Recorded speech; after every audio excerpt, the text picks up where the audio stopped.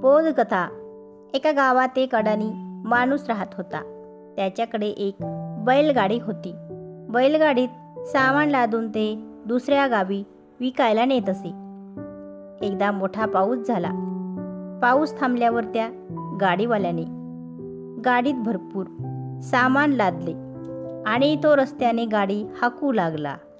नुकताच पाऊस पडून गेल्याने रस्त्यात चिखल झाला होता.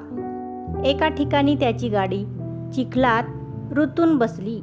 हे पाहून तो गाडीवाला गाडीतच बसून देवाची प्रार्थना करू लागला. हे भगवंता, मला मदत करा, मी फारच गरीब आहे, एवढी माझी गाडी बाहेर काढून दे, असे म्हणत तो रडू लागला.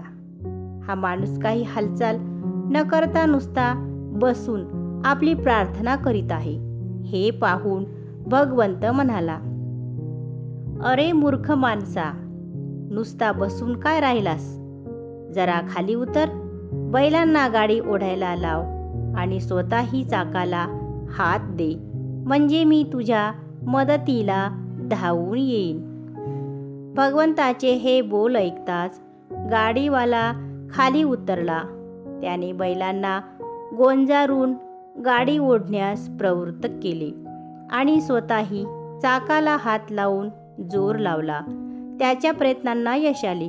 गाडीचे चिखलात रुतलेले चाक निघाले आणि गाडी पुढे चालू लागली.